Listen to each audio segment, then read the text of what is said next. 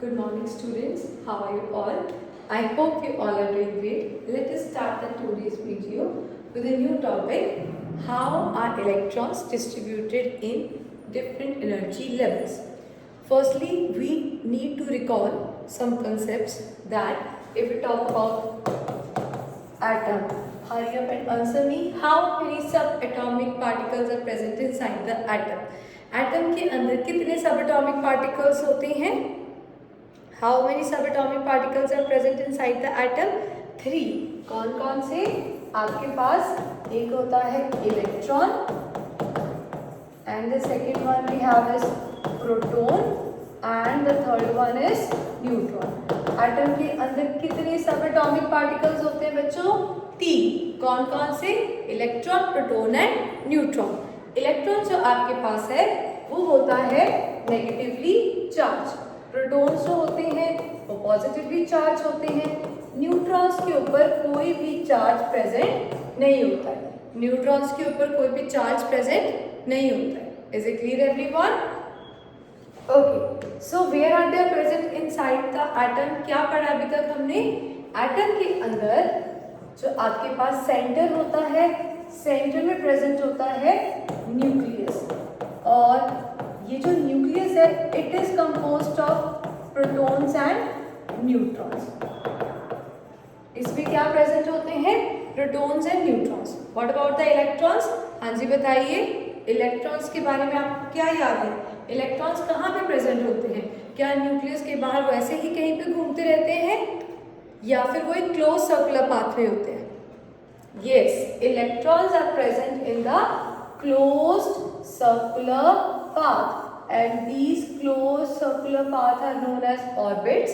ये जो closed circular path होते हैं इनको क्या कहा जाता है? इन्हें orbits भी कहते हैं. These are also known as shells और इसके अलावा इन्हें energy levels भी कहा जाता है. What do we call them? Energy levels. Orbits का मतलब हो गया क्लोज सर्कुलर पाथ, क्योंकि वो शेल्स बन जाती हैं न्यूक्लियस के बाद, उनको शेल्स भी कहा जाता है.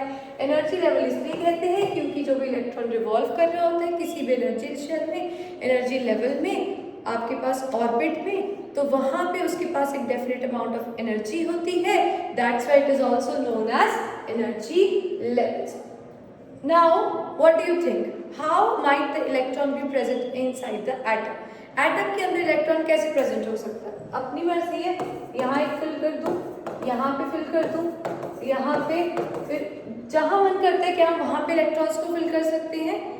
नो, ऐसे नहीं होता है.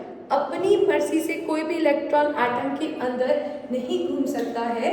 सो यहाँ पे कुछ रूल्स हमें पढ़ने हैं जो हमें बताते हैं that how the electrons are distributed in the different energy levels. We have to learn some rules today. तो जो रूल्स आपके पास है यहाँ देखो, वो किसने सजेस्ट किए थे? वो सजेस्ट किए थे Niels Bohr and Charles Bury. These are the two scientists. They worked together on the Bohr's atomic model. उन्होंने बोहर की जो एटॉमिक मॉडल ये सामने मैंने आपके डिस्कस किया है, उन्होंने इसके ऊपर काम किया था. बोहर ने ये तो बता दिया था कि इलेक्ट्रॉन्स रिवॉल्व करेंगे इन द शेल और उनकी डेफिनेट अमाउंट ऑफ एनर्जी होगी. पर एक शेल में कितने इलेक्ट्रॉन्स, एक शेल में कितने इलेक्ट्रॉन्स, ये कैसे पता लगता है? तो इसके ऊपर काम करके उन्होंने एक फॉर्मूला बनाया था and the formula is 2n square. What is the formula? 2n square. Can you see? This is a formula 2n square. Where n, जहाँ पे ये जो आपके पास n है, n का मतलब क्या होता है? Number of shell. What is the meaning of the n? Number of shell. Okay. So Bohr and Berry ने आपके पास रूल एक फॉर्मूला दिया था 2n स्क्वायर. सो 2 आपको क्लियर है, n का मतलब यहाँ पे क्या होगा? Number of shell. Okay, let us recall quickly. If n is equal to 1, आपके पास n अगर 1 है, what do we call that shell? Try to recall it. If n is equal to 1, what do we call that shell? K shell. If n is equal to 2, then what do we call that shell? हाँ जी बोलिए. That is known as L shell.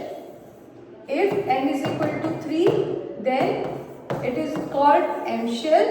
If n is equal to 4, then it is n shell. Is it clear?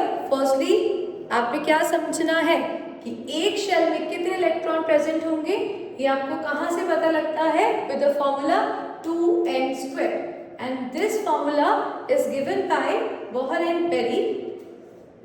Is it clear?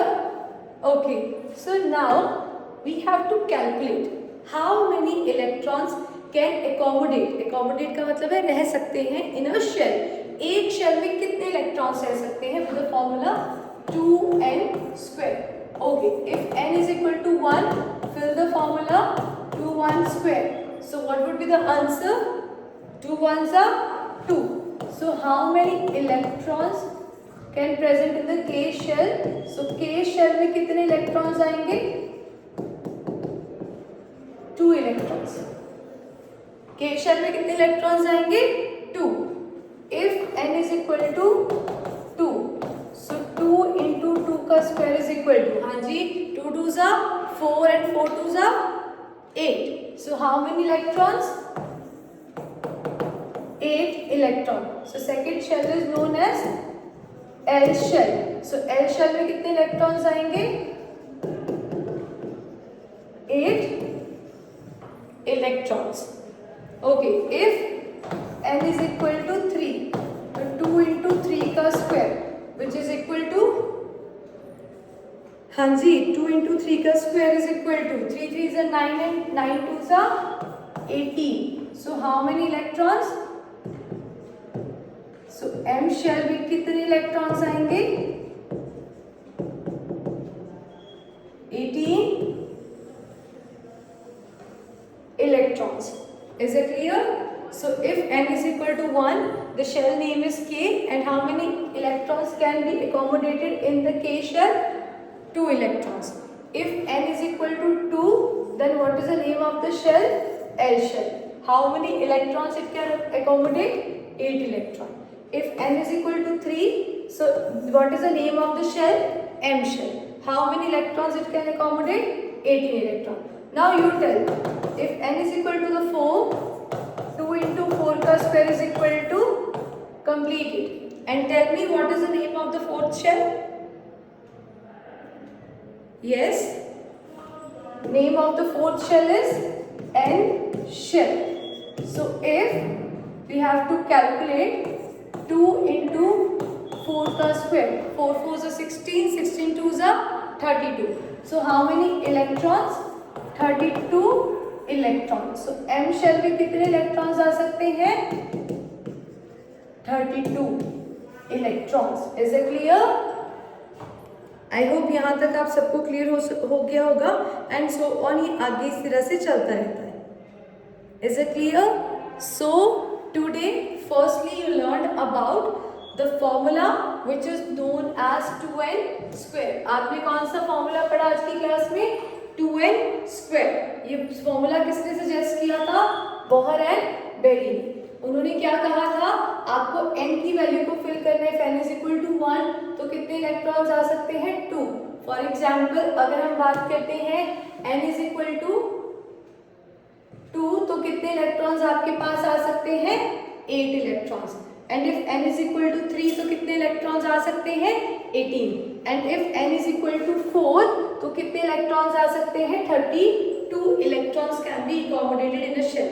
इसी तरह से you can find out in the next shell also. आपके पास n की अगली shell में कितने, अगर n is equal to 5 है तो उसमें कितने इलेक्ट्रॉन्स आ सकते हैं? if n is equal to 6, तो उसमें कितने इलेक्ट्रॉन्स आ सकते हैं? Is it clear? So in today's session again I'm telling you, you have learned about the Bohr and Berry formula, that is 2n². What is the meaning of the n? n का मतलब यहाँ पे क्या होता है? Number of shell. Is it clear everyone? So revise it.